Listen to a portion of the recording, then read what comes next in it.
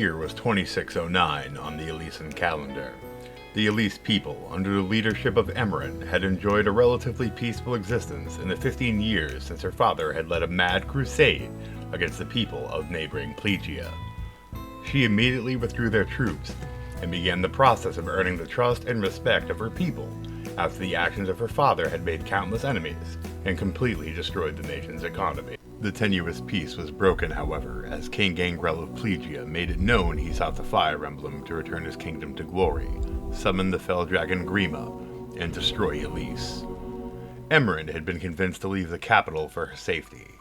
Though this move was precautionary, it was wise, as the peace of the capital was shattered as Gangrel, his army of Risen, and throngs of skilled archers descended on Ylisstol. Yet they were met swiftly by the Royal Pegasus Knights under the command of Cordelia. They, however, were completely outmatched and massacred by the surprise attack. Every single member of Cordelia's mounted flying unit was killed. She was forced to flee in search of Crom and Emmerin's party to warn them of the coming menace. Your Grace, my prince, run as fast as you can. More Plegians are coming, not a half-day's march behind you. Cordelia, what are you doing here? Tell me the border remains secure. That I could, milady, but it would be false. Gangrel himself led his might against us. The end was upon us when my night sisters begged me fly and warn the exile. I should have stayed. Oh, gods, I can still hear their screams.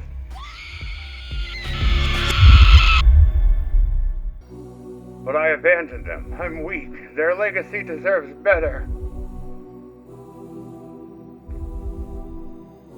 Captain Fila, how can I go on like this? They were my family. God! Oh, God! The name Cordelia is likely borrowed from the character of Cordelia in the Shakespearean play King Lear. In the play, King Lear demands professions of love and the lavishing of praise upon him to decide how he will split up his kingdom amongst his daughters. While her two sisters give massive, fake, insincere accounts of their feelings for their father, Cordelia simply says, "Love and be silent."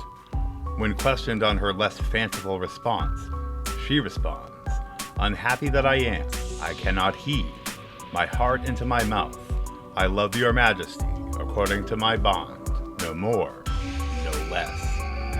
Outraged, the king banishes her from the kingdom. Years later, feeling guilty as her father succumbs to madness and his ailments, she returns to nurture him. Once he is well again, she sends a punitive force after her sisters for allowing him to fall so ill. This goes horribly, and both her and her father are captured. Cordelia is sentenced and hanged, as depicted in King Lear mourns Cordelia's death. This is absolutely in tandem with Cordelia's unrequited love for Crom, as she was never able to profess it due to his obvious entanglements with others such as Sumia. There is no sad ending per se to her story in the Fire Emblem franchise. Well, maybe there is. Cordelia must live with the fact that, though required and prudent at the time, she abandoned her Pegasus Knight sisters, leaving them to a brutal end. She must live knowing that the man she truly loved was sworn to another, and she must live with the guilt of being unable to stop the capture and eventual of the exiled Emmerin. Happy endings are for fairy tales, right? Thank you for watching. I hope you enjoyed this new style of video.